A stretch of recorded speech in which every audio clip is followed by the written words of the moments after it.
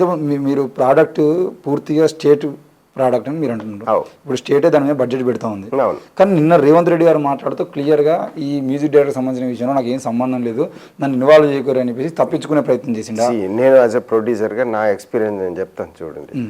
మౌనశ్రీ మెల్లిక్ గారు ఒక మూవీ ఒక లిరిక్స్ రాశారు, ఒక సాంగ్ లిరిక్స్ రాశారు.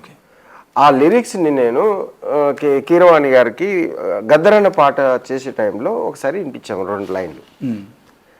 ఈ రాసినాక తర్వాత ఆయన ప్రపోజల్ ఏమి ఇస్తారో తెలుసా ప్రొడ్యూసర్ కానీ డైరెక్టర్ కానీ, ఈ పాటను మ్యూజిక్ ఫలానా చేస్తే చాలా అద్భుతంగా ఉంటుంది అని చెప్పి ఒక 3 లిస్ట్ ఇస్తాడు. ఒక సింగర్లది ఒక 10 మంది ఇస్తారు.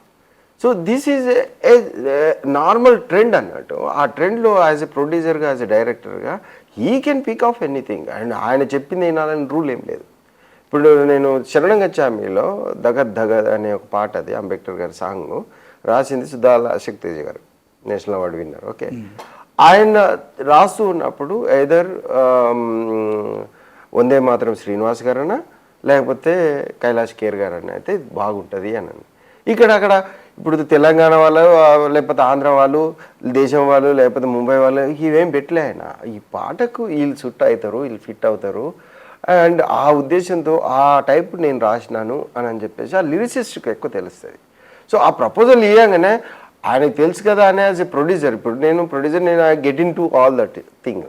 బట్ ఈజ్ సీఎం, ఆయనకు అంత టైం ఏముంది, లిరిసిస్ట్ చెప్పాడు కదా కానీ ప్రొసీడ్ ఫర్దర్ అని చెప్పి అనేసినాడు. దానికైనా ఇప్పుడు ఇది తెలంగాణను ద్వేషిస్తున్నట్టు కాదు, ఆంధ్ర వాళ్ళని ప్రేమిస్తున్నారు అన్నట్టు కాదు కదా. సో ఒక బెస్ట్ ప్రోడక్ట్ రావడానికి ఒక లిరిసిస్ట్ ఒక ప్రపోజల్ ఇచ్చినప్పుడు ఆయన రికార్డ్స్ ఆస్కార్ దాకా ఉన్నాయి కాబట్టి ఆయన క్వశ్చన్ చేసుకునే అవసరం లేదు ఆడ. కానీ అంటే ఇక్కడ సామాన్యంగా ప్రజలు ఏమంటున్నారంటే తెలంగాణ ఉద్యమం కానీ తెలంగాణ అయిపోయిన తర్వాత ఫర్ ఎగ్జాంపుల్ గద్దరన్న గురించి మనం తీసుకుంటే గద్దరన్నది మదనా సుందరి అని ఒక పాట ఉంటుంది. ఆ మదనా సుందరి పాటకు పెద్ద ఆస్కార్ లెవెల్లో మ్యూజిక్ ఏమి ఉండదు, నార్మల్గా ఒక వీణ వాయించినట్టుగా మ్యూజిక్ ఉంటుంది. అయినా ప్రజలు దాన్ని ఓన్ చేసుకున్నారు. వితౌట్ మ్యూజిక్ రసమై కానీ లేదంటే నిర్మల కిషోర్ కానీ అలానే చేసి బాగుండి అంటున్నారా మీరు? మేము పాటను ఓన్ చేసుకున్నానికి సిద్ధంగా ఉన్నప్పుడు ఆస్కార్ లెవెల్ మ్యూజిక్ డేట్లో పెట్టాల్సిన అవసరం ఉంది, చేసే కూడా అవసరం లేదు కదా. అంటే ఇప్పుడు వీళ్ళు ఏదో గొప్పగా చేయాలి అన్న ఒక ఆలోచనతోటి ఇది ముందుకు పోయారు. మనకు అందరికి తెలిసినంత వీళ్ళకి తెలియదని అంటే తప్పు. సో ఒక గొప్పగా చేస్తామని అనుకున్న పాయింట్లో మనం అందులో ఇన్వాల్వ్ కాలే కదా, you're not part of the team. So వీళ్ళు ఒక ఆలోచనతో ముందుకు పోతున్నారు. నువ్వే అన్నావు ఏఆర్ రెహమాన్ గారిది ఒక అట్లా ఫ్లాప్ అయింది బతుకమ్మ పండుగ పాట అని చెప్పి, అట్లా అవుతుందేమో అనుకుందాం, చూద్దాం, లెటర్సీ.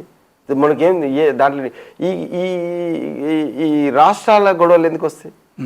బెస్ట్ ప్రోడక్ట్ వస్తుంది అని ఆశపడతాము, వర్స్ట్ వస్తే డెసిషన్ వాజ్ రాంగ్ అని అంటాం కదా.